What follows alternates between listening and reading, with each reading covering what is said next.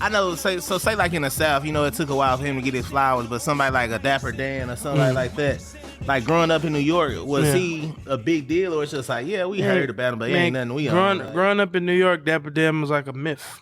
Like, you know what I'm saying? It was more like you would probably hear Dapper Dan's name more in like rap music or like when people are like dibbling. Because I'm from the Bronx, so like our rival is almost like Harlem. Like as much as like you would be in a room with somebody from Harlem and you'll realize how much y'all alike.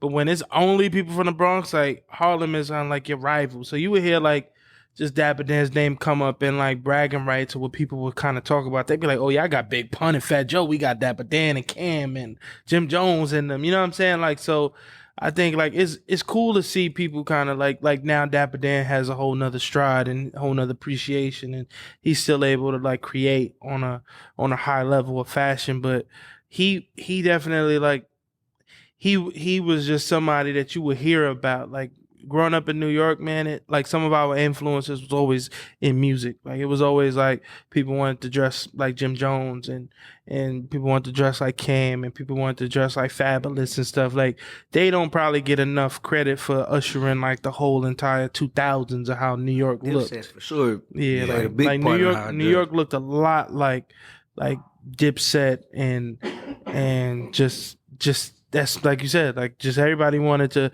had a leather jacket and a Pele Pele and stuff like that a lot, just because you seen it on 106 in Park or you seen it on something like that, just because that's how you tapped in. yeah, it's funny you mentioned that because even in the South, I think we were heavily influenced by Dipset. Yeah. And it's funny because, you know, you'll see people down here wanting to wear leathers. It's like, bro, it's 90 degrees outside. Like, you trying to get your leather out for rocking with the pocket chains and bandanas around the neck and stuff. With the skulls on. Yeah. I had the paper towel bandana, like Jewels, man. You know, everybody has Ed Hardy tattoo long sleeve. Oh yeah, Ed Hardy. There's a few brands. Ed Hardy. There's a brand called like Christian Audier, something like that. Like they were kind of like a little bit more expensive than the Ed Hardy. Like you know how it is. There's always classism and all of that. Like people always gonna be like, oh, that Ed Hardy shit is $50 something. Like this one $180.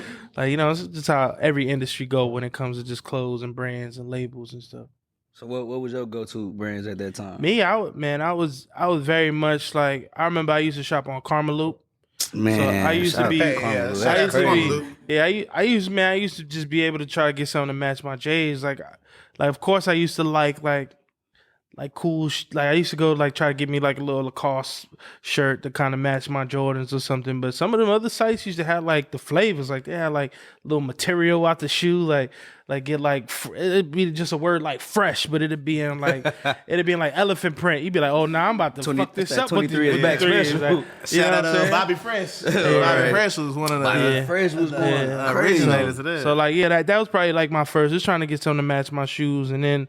Like when I was able to like afford my first like BBC shirt, and I was trying to like just have everything like BBC, Kid Robot, Bape, just everything, and like kind of like how the industry kind of mirrors itself now, like skateboard culture. Like I wanted to always have like whatever store I shopped in, I wanted to be able to like have a shirt on, so people be like, yeah, of course I know about them. Yeah, like you know, of course that's where I got these from. Like, so I just kind of like that, just more like trying to find a different home base. I think a lot of collectors, like you try to find like where you get your stuff from. You really try to live in that.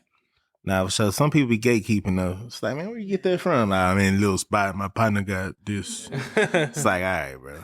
You know, that just. We used to say New York down here though. Not gonna lie. Got it from New York, man. Ain't never been to New York a day in your life. That's when they used to be like, hey, everything in New York, get everything early. Right. Including the multicolored Louis Vuitton Jordan 11 and son. I got them from New York. Man.